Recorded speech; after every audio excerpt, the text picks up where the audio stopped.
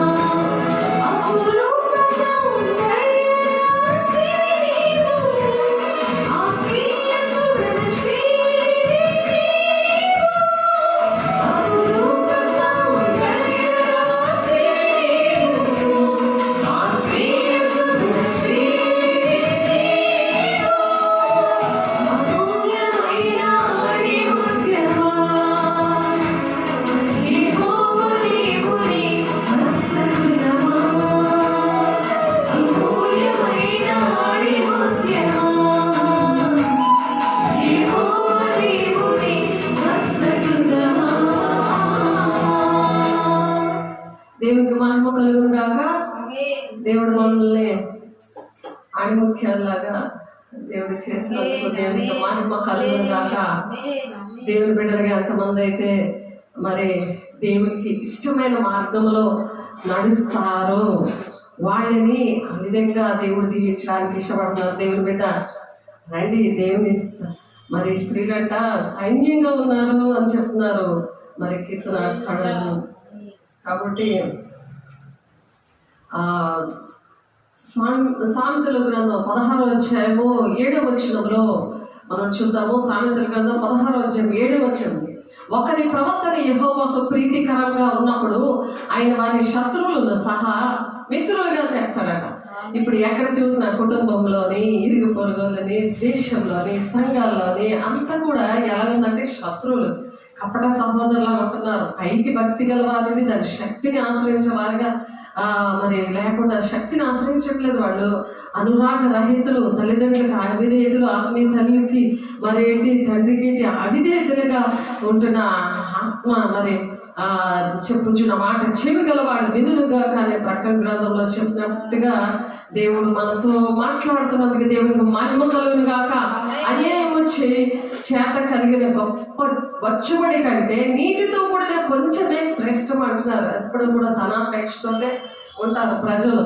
కాబట్టి ఆ కొంచెం అనేది దేవుడు ఇచ్చింది శ్రేష్టంగా ఉంటుంది, అది ఫలవంతంగా ఉంటుంది. పిల్లలైన, కుటుంబమైన, సంఘమైన, దేశమైన మరి అలాగా మరి దేవునికి అలాగే ఇష్టమైన ప్రవర్తన యెహోవాకు ప్రీతికరంగా ఉండాలన్నమాట. ఆయనకి ఇష్టమైన మార్గాల్లో మనం నడిచినప్పుడు ఒకడు తాను చేయబోవునది హృదయంలో యోచించుకొనను, యెహోవా వాని నడతను స్థిరపరుస్తాడు. అప్పుడు లేకపోతే ఆ నడత ఏంటంటే యెహోవాకు ప్రీతికరంగా ఉండదు ఆ మార్గము.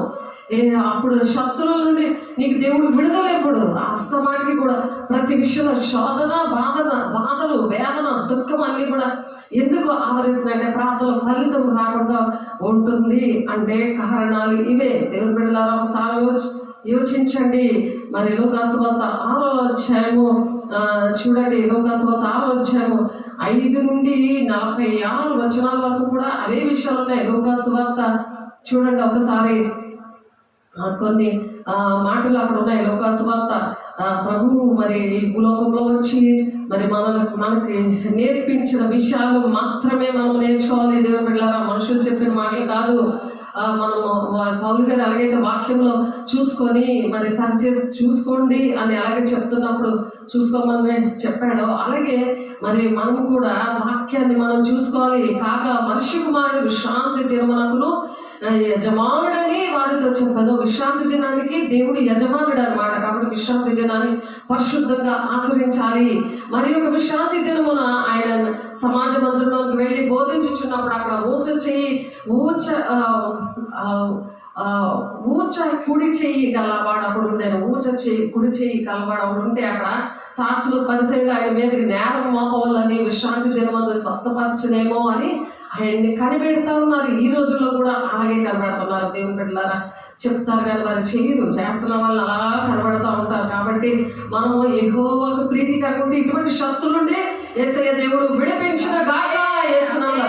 అయితే ఆయన వారి ఆలోచనలు ఎరిగి ఊచ చేయగలవానితో నీవు లేచి మధ్యన నిలువమని చెప్పగా వాడు లేచి నిలబడ్డాడు అనమాట. అప్పుడు యేసు విశ్రాంతి దినం మేలు చేయట ధర్మమా, కీడు చేయట ధర్మమా, ప్రాణరక్షణ ధర్మమా, ప్రాణహత్య ధర్మమా అని మిమ్మల్ని అడుగుచున్నానని వారితో చెప్పాడు. అప్పుడు వెంటనే అలాగే మనము వాళ్ళని మాట్లాడడానికి, వాక్యం పట్టుకొని మాట్లాడడానికి వాక్యమే దేవుడే ఉన్నాడు. కాబట్టి యెహోవాకు ప్రీతికరమైన మార్గము కాబట్టి శత్రులు కూడా దేవుడు ఏం చేస్తాడు, మిత్రులుగా అక్కడ చేసేస్తాడు. దేవునికి మహిమ కలుగును గాక. వారందరినీ చుట్టూ తల చూచి నీ చెయ్యి చాపమని వాళ్ళతో చెప్పాడంట. వాడు అలాగ చేయగానే వాళ్ళ చెయ్యి బాగుపడింది. చూడండి, సాతానికి ఎవరైనా బాగుపడటం ఇష్టం కదా. జలసి ఉంటుంది, స్వార్థము, కుళ్ళు, ఉశుద్ధముతోని. ఎందుకంటే శత్రువు అనే సాతానుడు వాళ్ళలో ఉన్నప్పుడు వాళ్ళు అలా చేస్తున్నప్పుడు మనం దేవునికి ప్రీతికరమైన సేవ చేయగానే ప్రీతికరంగానే మన మార్గాలు ఉన్నాయో లేదో అని మన ప్రతి క్షణము కూడా మనం సరి చేసుకుందాం. దేవుని బిడ్డలారా వారందరినీ చుట్టూ కలయి చూచి నీ చెయ్యి చాపమని వారు చెప్పినప్పుడు వాడు ఆయన చెయ్యి చాపగానే చెయ్యి బాగైపోయింది. అప్పుడు వారు వెర్రి కోపంతో నిండుకున్నారు. వెర్రి కోపం వచ్చింది దానికి. సాతానికి ఇష్టమా దేవుని పనులు జరగడము, ఒకరు బాగుపడము, ఒక కుటుంబం బాగుపడడం, ఒక బిడ్డ మరి అలాంటి బాధ నుండి విడుదల పొందుకోవడము? మరి అది ఎంత విశ్వాసంతో కూడింది, ఎంత బలమైన సాక్ష్యం అది. చూడండి, ఆ వెర్రి కోపం వస్తుంది అక్కడ. మరి సాతానికే కదా దేవుని పనులంటే ఇష్టపడదు. అది ప్రీతికరమైన మార్గంలో మనం నడిచినప్పుడు మనం నడాలి. కానీ సైతానికి జడిస్తామా, దేవునికి జడిస్తామా? ఇప్పుడు దేవుడికి జడకుండా దెయ్యానికే జడిసిపోయి, అలాగే దెయ్యాల బోధన కూడా వాక్యంలో ఉంది, మనం చెప్పుకున్నాము. ఏ ఆత్మలో బయలుదేరుతున్నాయి అప్పుడు చూసుకోవడానికి మనలో ప్రతిరోజు మనం చెక్ చేసుకోవాలి ఏ ఆత్మ మనలో ఉంటుందో అని చెప్పి. కాబట్టి అప్పుడు వారి కోపంతో నిండి పని ఏమి చేయదమా అని ఒకరితో ఒకడు మాట్లాడుకుంటారు. అలాగా కుట్రతో బల పొందుతా ఉంటాడు సాతానుడు. ఆ మనుషులు దేవుని ఆజ్ఞ పాటించకుండా, కట్టలు పాటించకుండా, సేవలతో మాట్లాడకుండా, వాక్యం చూడనివ్వకుండా, ప్రార్థనకి లేగనివ్వకుండా, బద్ధకం, నిద్రమత్తు, మరి అన్ని విషయాల్లో కూడా దేవుడికి ఇష్టం లేని మార్గము, ప్రీతికరమైన మార్గము కానే కాదు. అది దేవుడికి ఇష్టం లేని మార్గంలో తీసుకెళ్ళి నేను బాగానే ఉన్నాను కదా అని నువ్వు బాగా ఉన్నావు, నీకు అన్నీ ఉన్నాయి, చక్క తిని పడుకో, నీకెందుకు ఆ బాధ? వాళ్ళనే దేవుడు ఎంచుకున్నాడు. దేవుడు ప్రీతికరమైన ఇంకా ఉండడం ఏంటంటే కొంతమందిని ఎంచుకున్నాడు. నీకు ఎంచుకోలేదు కదా, నీకు రాదు కదా, నీకు రాలేదు, నువ్వు ఎలా చేస్తావు అని అంటాడు. కానీ అందరి కోసం చెప్తున్నాడు ఈ మాటలు. దేవుడు అందరికీ శత్రువులు అనే సాతానుడు ఏలుబడి చేస్తుంటాడు. కాబట్టి ఆ శత్రువు అనే సాతానుడు దేవునికి ఇష్టంగా ఉండాలని మనల్ని దేవుడు ఆ విధంగా చేస్తున్నాడు. ఆ దేవుడు ఆయన ప్రార్థన చేయటకు కొండకు వెళ్ళి దేవుని ప్రార్థించడందు రాత్రి గడిపాడు. ఎందుకు? మనం ప్రార్థన చేస్తేనే అటువంటి శక్తి వస్తుంది, అటువంటి దేవుడు మనల్ని నడిపిస్తాడు. యెహోవా మన నడతల్ని స్థిరపరుస్తాడు ఉంది. అది సామెతలు 16వ అధ్యాయంలో మరి 9వ వచనంలో ఒకడు తాను చేయబోనది హృదయంలో యోచించుకోరు. ఫస్ట్ మనం హృదయంలో యోచించుకోవాలా, ఇదిగో వాక్య వెలుగుంది, అలా చేస్తానయ్యాను మనం దేవుని దగ్గర ప్రార్థన చేయాలి. ఇక్కడ దేవుడు అదే తండ్రి చిత్తం నెరవేర్చబడాలని మరి ఆ ప్రార్థన చేయడం కొండకి వెళ్ళాడు ఆయన. దేవుడు ప్రార్థన చేస్తున్నాడు. 12వ వచనం ఉంది, ఒక 6వ వచనం 12వ వచనం, మరి యేసయ్యను పోలి నడవండి, నాకన్నా మీరు గొప్ప కార్యాలు చేస్తారు అని చెప్పి యోహాను 14:12 ఉంది కదా. మరి ఆయన కన్నా మన గొప్ప కార్యాలు అంచె దినాల్లో చేస్తాం. ఎందుకంటే ఆయన ఆత్మను మన మీద కుమ్మరించాడు కాబట్టి ప్రతి ఒక్కరి మీద ఆత్మను కుమ్మరిస్తాను. వాళ్ళు యవ్వనులు దర్శనాలు చూస్తారు, వృద్ధులు కళలు కంటారు, మీ కుమార్తెలు ప్రవచిస్తారు, మీ సేవకురాళ్ళ మీద నీ ఆత్మను కుమ్మరిస్తానని చెప్పిన వాగ్దానం ఇచ్చిన గొప్ప దేవుడు, నమ్మదగిన దేవుడు. మరి చెప్తున్న మాటలు చూడండి, యెహోవా నడతను స్థిరపరుస్తాడట. మనం నడిస్తే మన నడతనే స్థిరపరిచే దేవుడు నీతోటి నాతో ఉంటే మనం దిగులు పడకుండా ఉదయం అయినప్పుడంటే ఆయన తన శిష్యులను పిలిచాడట. వారిలో 12 మందిని ఏర్పరిచి వారికి అపోస్తులను పేరు పెట్టాడట. మనల్ని అపోస్తుల పిలుపు దేవుడు దర్శనంతో మనల్ని పిలుచుకున్నాడు. ఆయన ఏంటంటే సంఘం అంటే వేసే శరీరము ఆయన, మరి అందులో అవయవంగా దేవుని బిడ్డ నువ్వు ఎక్కడున్నావో నిన్ను దేవుడు పిలిచాడు. కొలస్సీ 3:15 ప్రకారము క్రీస్తు అనుగ్రహించు సమాధానము మీ హృదయంలో ఏలుచుండనీయడి, ఇందుకొరకే మీరొక్క శరీరముగా పిలువబడితే మరి కృతజ్ఞులై ఉండండి. మీరు ఇక్కడ బాప్తిసం తీసుకున్నప్పుడు మీ సంఘానికి శిరస్సైన దేవునికి అవయవాలుగా సంఘ బాధ్యతలు అనేవి మీకున్నాయి. కాబట్టి అన్యాయం చేసిన వాడిని తాను చేసిన అన్యాయం కొలది మరలా లభిస్తుందట. అన్యాయం విషయంలో నువ్వేం చేసావు, అది ఇట్లా అన్యాయం అనేది నువ్వు చేసావు కాబట్టి, దేవునికి ద్రోహం చేసావు కాబట్టి, సంఘానికి విరుద్ధంగా నువ్వు ఉన్నావు కాబట్టి దాని ఫలం నువ్వు పొందుకుంటావు. ఆయన పక్షపాతం లేదు అంటున్నాడు. ఎవరైనా, నేనైనా, మీరైనా నా కఠినమైన తీర్పు ఉంటుంది మీకు కరెక్ట్గా నేను బోధించకపోతే, నేను చెప్పకపోతే, మిమ్మల్ని హెచ్చరిక చేయకపోతే మీ ప్రాణాలకు ఉత్తరవాది నేను అవుతాను. కాబట్టి పక్షపాతం అనేది లేదు. శిరసగా ఉన్నాడు. ప్రతి అవయవానికి కూడా ఒకలాగే తీర్పు అనేది ఉంటుంది, ఒకలాగే ఆయన పక్షపాతం లేదు అంటున్నాడు దేవుడు బిడ్డ. అందుకనే దేవుడు ఎలాగైతే ప్రార్థన చేశాడో వీరెవరనగా వాళ్ళకి అపోస్తులకు కూడా పేరు పెట్టాడు ఆయన. అక్కడ 14వ వచనంలో 15వ వచనంలో మరి ఆ దేవుడు పేరు పెట్టిన శిష్యులు మరి ఆ అవయవాలు శిరసగుండి ఉన్న అవయవాలన్నీ కూడా అక్కడ 16వ వచనం వరకు ఉన్నాయి. దేవుని బిడ్డలారా మీరు చదువుకోండి. ఆయన వారితో కూడా దిగి వచ్చి మైదానం ముందు నిలిచినప్పుడు ఆయన శిష్యులు గొప్ప సమూహమును ఆయన బోధ వినిటకును తమ రోగములను కుదుర్చుటకును యోదయం దేశమందంతటి నుండి యెరూషలేము నుండి తూరు సీదోను పట్టణముల సముద్ర తీరముల నుండి వచ్చి బహుజన సమూహము అపవిత్రాత్మల చేత బాధింపబడి వారిని వచ్చి స్వస్థత పొందారంట. ఎంత మందో జనాలు వచ్చేసి స్వస్థత పొందారంట. అక్కడ చూడండి, సాతానుకు జడిసిపోయాడా యేసయ్య? అక్కడ ఆయనకి తండ్రి చిత్తాన్ని నెరవేర్చడానికి ప్రీతికరంగా ఉన్నాడు కదా. ఇటువంటి శత్రువులందరినీ కూడా దేవుడు విడిపించాడా లేదా? ఆయన జయించి మరి తండ్రి కుడిపార్శ్వం కూర్చున్న ప్రకారము జయించి వాడిని నేను తండ్రి కుడిపార్శ్వం నేను కూర్చోబడతాను అంటాడు. అక్కడ ఉంటారా లేదా? మీరు ఒకసారి ఆలోచించండి దేవుడు బిడ్డలారా. మనం తండ్రి కుడిపార్శ్వంగా కూర్చోవాలి. తండ్రి చిత్తాన్ని మనం నెరవేర్చుతారు మనకు దేవుని రాజ్యము. కాబట్టి దేవుడు ఈ కృపకాలంలో ప్రతి విషయం కూడా మనం ఎప్పుడైతే దేవుని క్షమించమని, దేవా క్షమించు ప్రభా అని అడగండి. అడుగుదాం, దేవా ఇదిగో నాయన నీ బిడ్డలు క్షమించండి అయ్యా. మీ పక్షం నుండి నేను అడుగుతున్నాను, దేవా నీ బిడ్డలు క్షమించండి ప్రభా. మీరు కూడా ఏకీపించండి. ఈ రోజు నుండి నేను తీర్మానం చేసుకుంటానయ్యా. అయ్యా నా తండ్రి సాతానికి జడవను, యెహోవాకు ప్రీతికరంగా నేను ఉంటాను.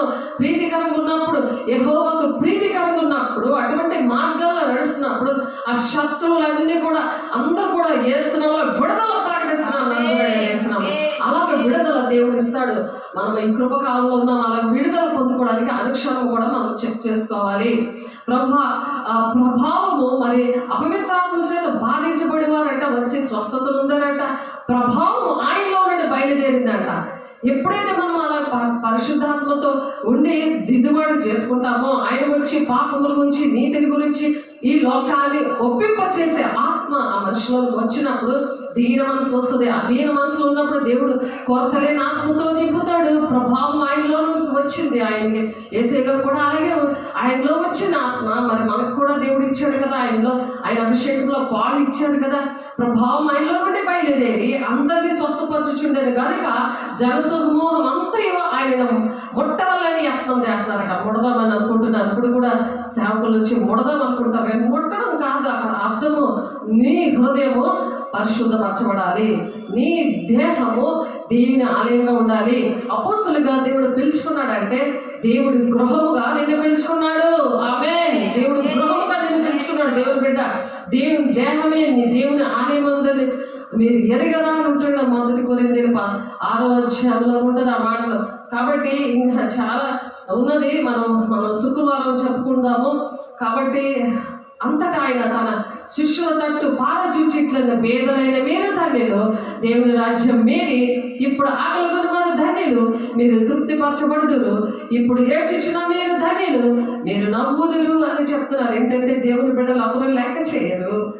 మరి దేవుని బిడ్డల అందుకనే అటువంటి వారి కోసం దేవుడు చెప్తున్నారు. మనుష్య కుమారు నిమిత్తము మనుషులు మిమ్మల్ని ద్వేషించి, వెలివేసి, నిందించి, మీ పేరు చెడ్డదని కొట్టివేయినప్పుడు మీరు ధన్యులు. ఏ విషయంలో కూడా మనం బాధపడకూడదు. ఏసే అలా జయించుకొని వచ్చాడు శత్రువుల నుండి. ఆ దేవుని తండ్రి చిత్తాన్ని నెరవేర్చడానికి ప్రీతికరంగా ఉన్నాడు. ఆ శత్రువుని జయించిన దేవుని బిడ్డలుగా మనం కూడా జయించాలి. ఆ దినమందు మీరు సంతోషించి గొంతులు వేయండి. ఎవరైతే నీకు నిందిస్తారో, బాధపడతారో గొంతులే, కానీ వాళ్ళ మీద పగబట్టకూడదు. వాళ్ళ దగ్గరికి వెళ్ళి తిరుగుబాటు చేయకూడదు. వాళ్ళు ఏమీ అనకూడదు. యుద్ధము యెహోవాదే అని ఇచ్చిపెట్టాలి. ఆయన మనం సైలెంట్గా ఉంటే చాలు, యుద్ధం ఆయన చేసుకుంటాడు. ఆ దినమందు మీరు సంతోషించి గొంతులు వేడి, ఇదిగో మీ ఫలము పరలోకమందు గొప్ప దేవుడిని వారి పితరులు ప్రవక్తలకి అదే విధంగా చెప్పాడు. ప్రవక్తలకు దేవుడు అదే విధంగా చెప్పాడు. అపోస్తలుకి ప్రవక్తలు, ఉపదేశకులు, కాపరులు, బోధకులుగా దేవుడు ఎఫెసీ 4:13 ప్రకారం మనం పిలుచుకున్నాడు. బిడ్డ, మన దర్శనం ఏంటో మర్చిపోకూడదు. అయ్యో ధనవంతులారా, మీరు ఆదరణ మీరు పొంది ఉన్నారు. ధనవంతులారా, మీరు ఆదరణ చాలా పొందారు. ఎన్నో ఆశీర్వాదాలు మీకు ఇచ్చాను అంటున్నాడు దేవుడు. అయ్యో ఇప్పుడు కడుపు నిండి వాళ్ళారా మీరు ఆకలి గొంతురు. అయ్యో ఇప్పుడు నవ్వుచున్న వాళ్ళారా మీరు దుఃఖంతో ఏడుస్తారని చెప్తున్నాడు. మనుషులందరూ మిమ్మల్ని కొనియాడినప్పుడు మీకు శ్రమ. కొనియాడే వాళ్ళు ఏంటంటే, అబద్ధ ప్రవక్తలు ఏంటంటే కొనియాడుతూ ఉంటారు. అబద్ధ ప్రవక్తలు కొనియాడుతూ ఉంటారు. ఎవరైతే కొనియాడతారో వాళ్ళకి శ్రమ. వారి పితరులు అబద్ధ ప్రవక్తలకు అదే విధంగా చేశారు కదా. పితరులు ఏం చేశారు? మన పితరులు అందరినీ పొగటం నేర్చుకుంటే మనం కూడా పొగటం నేర్చుకోకూడదు. వాక్యం చూసుకోవాలి. అన్యాచారాలు చేయకూడదు.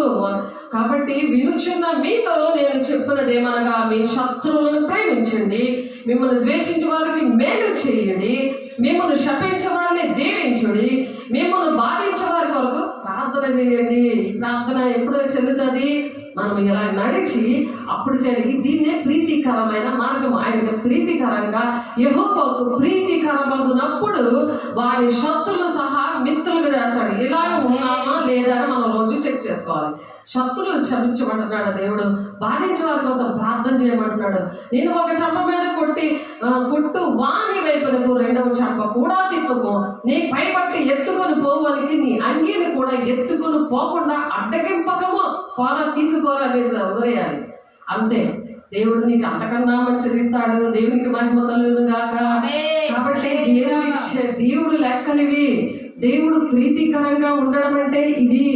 అప్పుడు నీకు శత్రువుని దేవుడు విడిపిస్తాడు. వాడికే వచ్చి మాట్లాడతాడు. ఏంటి పిచ్చిదానిలాగా ఎలా చేశాను, పిచ్చోళ్ళలాగా ఎలా చేశానేంటి అని అనుకుంటాడు. దెయ్యం వదిలిపోయాక నిన్ను అడుగు ప్రతి వానికి ఇమ్ము, నీ సొత్తు ఎత్తుకొని పోవాలి వద్దా నువ్వు మరలా అడగవద్దు. అడగద్దు. ఎందుకు? సిగ్గులేనోడు పట్టుకుపోయడానికి వదిలేయాలి అంతే. అడగకూడదు. నేను అలా చేశాను, నేను ఎంత డబ్బులు పోయాయో నిజమే, ఎంత లక్షల మీద పోయా కానీ సిగ్గులేను వదిలేశాను అంతే. వాళ్ళని వదిలేశాను. మరి ఇంకా అలాగా ఇంట్లోనే అలాగే చేశారు, బయట కూడా అలాగే చేశారు. కానీ దేవుడు విడిచిపెట్టలేదు. దేవుడు పెట్టారు. దేవుడికి ప్రీతికరంగా వెంటనే ఇలా చిటికలో ప్రార్థన వింటాడు. ఆయన ఫోన్లో చేసిన ప్రార్థన చిటికలో దేవుడు ప్రార్థన వింటాడు. మన ప్రార్థన అలాగా దేవుడు తండ్రి అయిన దేవుడికి ప్రీతికరమైన సేవ చేయమంటున్నాడు. దేవుడు ప్రతి ఒక్కరిని కూడా ప్రీతికరంగా ఉన్నప్పుడు మనకు శత్రువుల నుండి దేవుడు అలా విడిపిస్తారు. వాళ్ళకి మనకు శత్రువులుగా ఉంటారు కదా, వాళ్ళకి అలాగా విడిచిపెట్టేస్తే వాళ్ళు మన కోసం ఆలోచిస్తారా? భలే చేసేలా వాళ్ళని చంకలు గుద్దుకుంటారు. కానీ దాని వెనక అతను ఎంత శోధన ఉందో, అది నరక యాతన. అన్యాయం చేయవాడు అన్యాయం చేయనేమో, అపవిత్రుగానే ఉండనేమో. వారి క్రియలు చెప్పనా నేను వారికి మార్గం సిద్ధపరుస్తానంటాడు. మిమ్మల్ని ప్రేమించే వారిని మీరు ప్రేమించడం మీకేమి మెప్పు కలుగును?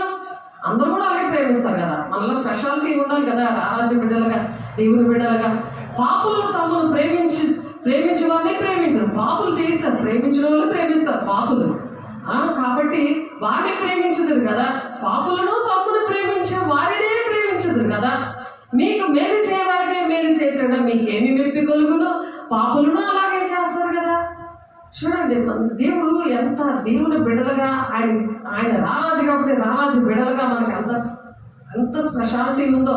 మీరెవరి యొద్ద మరలా పుచ్చుకొన వల్లని నిరీక్షించురో వారికే అప్పు ఇచ్చిన మీకేమి మెప్పు కలుగును? పాపులను తాము ఇచ్చినంత మరలా పుచ్చుకొన వాళ్ళని పాపులను అప్పు ఇచ్చేదారు కదా. మీరైతే ఎట్టి వారిని గురించి అయినను నిరాశ చేసి కొనక మీ శత్రువులను ప్రేమించండి, మేలు చేయండి, అప్పు ఇయ్యండి, అప్పుడు మీ ఫలము గొప్పదయుడిని దేవుడు మహిమ కలుగుగాక. అప్పు ఇవ్వండి, మీ మహిమ కలుగుతుంది. దేవుడు అలా దీవిస్తాడు. మీరు సర్వోన్నతుల కుమారులైందురు. ఎవరి కుమారులు? సర్వోన్నతుడైన దేవుని కుమారులుగా మీరు ఉంటారు. దుష్టుల ఎడలను ఉపకారి ఉన్నాడు. ఆయన దుష్టులకు కూడా దేవుడు ఉపకారం చేశాడు. మనం కూడా అలాగే చేయాలి. అలా చేస్తాం ప్రభావ తీర్మానం చేసుకున్నాం. కాబట్టి మీ తండ్రి కనికరం గలవాడే ఉన్నట్లు మీరును కనికరము గలవాడే ఉండండి. కనికరం గలవారు ధన్యులు, వారు దేవుని రాజ్యాన్ని స్వతంత్రించుకుంటారు అంటున్నారు. కానీ ఈ రోజుల్లో ఎలా ఉందంటే తీర్పు తీర్చడం అయిపోతుంది. మరి సెల్ ఫోన్లో చూస్తే మరి అన్నీ అలాగనే ఉన్నాయి. అదే వైరల్ అయిపోతుంది. అందరిని పిలుపుల్లాగా తయారు చేసేస్తారు, అందరిని భయపెట్టేస్తున్నారు. ఊరుకొని తీర్పు తీర్చకడే అప్పుడు మిమ్మల్ని గూర్చి తీర్పు తీర్చబడదు. ఈ కంట్లో నలక దూరం పెట్టుకొని ఎదుగుబడిలో నలసలే మరి ఎదుగుతా ఉన్నారు. నలకని ఎదుగుతా ఉన్నారు. అలాగా అది ఏటో మన అర్థం. సైతన్యుడు పనులు అనమాట అవి. తీర్పు తీర్చకడి అప్పుడు మిమ్మల్ని గూర్చి తీర్పు తీర్చబడదు. నేరము మాపకడి అప్పుడు మీ మీద నేరం మోపబడదు. క్షమించడి అప్పుడు మీరు క్షమించబడదు. ఇయ్యుడి అప్పుడు మీకు ఇయ్యబడును. అణచి కుదించి దిగజారునట్లు నిండు కొలతను మనుషులు మీ ఒడిలో కొలుస్తారు అంటున్నాడు. దేవుడు కదా అన్నీ చేసేది, ఆ మనసులు మార్చేది దేవుడు కదా. మీరు ఏ కొలతో కొలుతారో ఆ కొలతని మీకు మరలా కొలవబడదని చెప్పాడు. మరి ఆయన వారితో ఈ ఉపమానం చెప్పాను. గుడ్డివాడికి దారి చూపగలడా? వారిద్దరు గుంటలో పడుతుంది కదా. అలా గుడ్డి భక్తి చేయకూడదు. గుడ్డు పనులు చేయకూడదు. దేవుడి వాక్యాన్ని మనం చూసుకోవాలి. దేవుడు ఎలా నడిచాడు 3.5 సంవత్సరాలు వచ్చి అపోస్తలుగా మనం పిలుచుకున్నారంటే మనము ఏంటంటే ఆయనకి ఇష్టంగా అలా ఉందాం. శిష్యుడు తన బోధకుని కంటే అధికని కాలేడు, సిద్ధుడైన ప్రతి వాడును తన బోధకుని వలె ముందును. తన బోధకుడు ఎలాగైతే మీకు నడిపిస్తున్నాడో అలా ఉంటారు. విద్యులైన పామర్లు ఇప్పుడు ఈ సంఘంలో అట్టి విధంగా దేవుడు దీవించాడు. దేవుడికి మహిమ కలుగును గాక. నీ కంటిలో ఉన్న దూలము ఎంచక నీ సహోదరుని కంటిలో ఉన్న నలుసును చూడలేలా, నీ కంటిలో ఉన్న దూలమును చూడక నీ సహోదరుడితో సహోదరుడా నీ కంటిలో ఉన్న నలుసును తీసివేయమని నీ వేలాకు చెప్పగలవు. వేషధారి వేషం క్షమిస్తాడంటే కాదు, వేషధాన్ని క్షమించడంట. దేవుని బిడ్డ సరి చేసుకో, తీసివేయము. అప్పుడు నీ సహోదరుని కంటిలో ఉన్న నలుసు తీసివేయటకి నీకు తేటగా కనబడతాది. అప్పుడు తీగలవు. నీ మాటలు వినగాలి. మంచి చెట్టుకు పనికి మాలిన ఫలములు ఫలింపవు. పనికి మాలిన చెట్టున మంచి ఫలములు ఫలింపవు. మనం అనుకున్నా సరే పనికి మాలిన చెట్టు అలాగే ఏది విద్యుతామో అదే పంటకు వస్తారు. ప్రతి చెట్టు తన ఫలముల వల్ల తెలియబడును. ముండ్ల పొదలు అంజూరపు పండ్లు ఏరుకొనరు, కొందరి పొదలు ద్రాక్ష పండ్లు కోయరు. సజ్జనుడు తన హృదయమును మంచి ధననిధిలో నుండి సద్విషయంలో బయటికి తెచ్చును. దుర్జనుడు చెడ్డ ధననిధిలోని దుర్విషయాలే బయటికి తెస్తా ఉంటాడు. హృదయం నిండి ఉన్న దాన్ని బట్టే ఒకరి నోరు మాటలాడును. కాబట్టి మనము మన హృదయాలు దేవుని మాటలతో నింపుకుందాము. నేను చెప్పు మాటల ప్రకారం నేను చేయక ప్రభా ఏది పిలుస్తారు అందుకే ప్రార్థనకి జవాబులు రావు.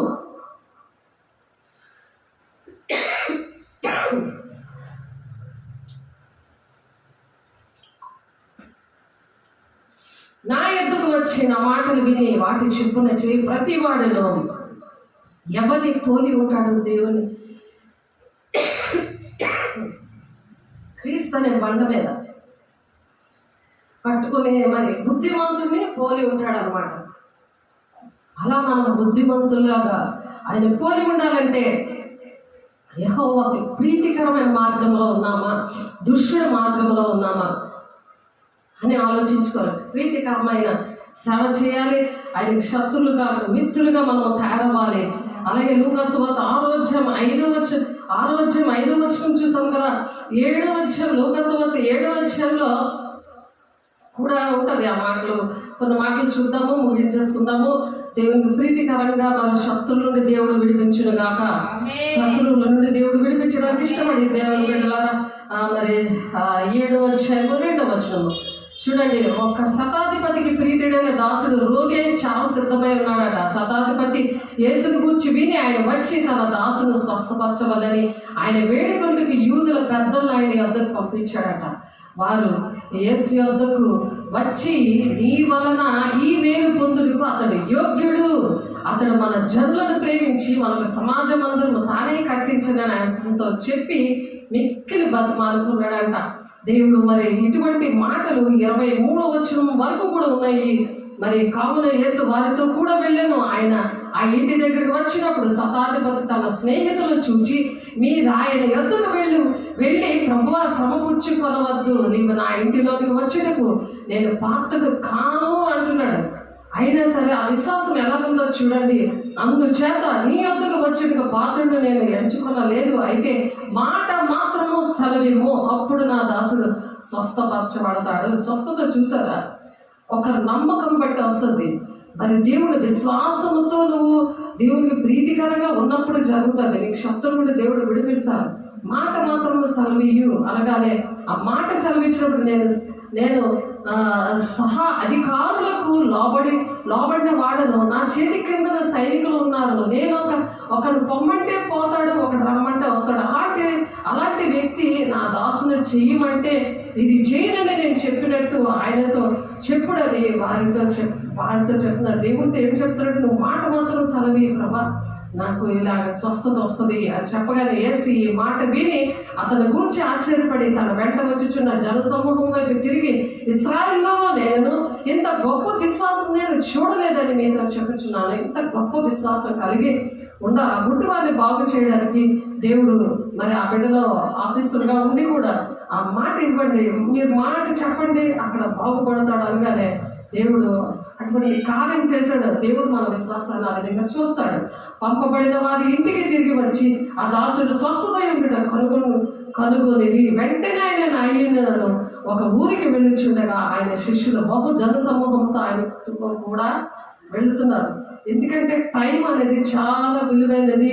కాబట్టి దేవుడు అంత దూరం వెళ్ళకుండా మరి బాగవుతాడని గుడ్డితనం నుండి దేవుడు అలాగా అంత దూరంలో ఉన్న మనిషిని ఆ విశ్వాసంతోనే దేవుడు స్వస్థపరిచారు. కాబట్టి మీరు ఎంత దూరంలో ఉన్నా సరే ప్రార్థన చేస్తున్నప్పుడు, మీకు విశ్వాసం ఉన్నప్పుడు దేవుడు ప్రతి విషయంలో కూడా సహాయం చేయడానికి ఇష్టపడుతున్నారు. అంటే మార్గంలో నడవాలని దేవుడు కోరుకుంటూ దేవుడు ఈ మాటలు ముగిస్తున్నారు. మీరు 23వ వచనం వరకు చదవండి. ఇంకా చాలా విషయాలు ఉన్నాయి, కానీ సమయం లేదు కనుక దేవుడు ఈ మాటలు దీవించి ఆశీర్వదించదు కాక శుక్రవారం మనం మిగిలిన విషయాలను మాట్లాడుకుందాము. దేవుడి మాటలు దీవించి ఆశీర్వదించదు కాక. మాటం గల దేవా, అభిషేకుడా నాయన, మాతో మాట్లాడిన దేవా మీకు వందనాలు, స్తోత్రాలు దేవా. బలపరచండి, స్థిరపరచండి నీ బిడ్డలై. అయా ఒక తీర్మానం తీసుకోవడానికి విశ్వాసంతో, నిరీక్షణతో ప్రభావ తండ్రి నీ చెప్పిన మాటలు నడవడానికి నీవు ఏ విధంగా జయించావో తండ్రి, సాతాన్ని ప్రభా నాయన శత్రువుల నుండి ఎలా విడిపించావో, ఎలాంటి ప్రార్థన చేశావో తండ్రి. భూలోకంలో నా తండ్రి నాయన మేము శాశ్వతంగా ఉండేది కాదు ప్రభా. భూ సంబంధమైన వెతకకుండా అయ్యా పరలోక సంబంధమైన వెతకడానికి మీరు నాయన మా బిడ్డలకి మాకు నాయన మీరు సహాయం చేస్తున్నారు. మీకే వందనాలు చెల్లిస్తూ ఆటంకపరుస్తున్న ప్రతి దురాత్మ శక్తులారా మీరే నాయన తండ్రి విశ్వాసంతో నింపండి, మహిమతో నింపండి. అయా నీ ఆజ్ఞల కట్టడలో నాయన, అయా నీ మాటలు నా తండ్రి నాయన పోస్తున్న బోధలో నిబిడలు నేర్చుకుంటుండగా నిబిడలు బహుగా దీవించి ఆశీర్వదించి నీ కృపలో భద్రపరిచి ఆటంకపరుస్తున్న ప్రతి దురాత్మ శక్తులారా యేసు నామములో ప్రతి ఒక్క బిడ్డలో నుంచి లయమైపోవాలని మహిమ గల నామములో సరి చేసుకున్న ఆత్మను కుమ్మరించండి. వాక్యానుసారంగా నడవడానికి, తండ్రి చిత్తాన్ని నెరవేర్చడానికి అయ్యా పిలుపు దర్శనాలు తగినట్లుగా ప్రభు మీరు నడిపించుకుంటున్నందుకు మీకే మహిమ ఘనత ప్రభావం చెల్లిస్తాం.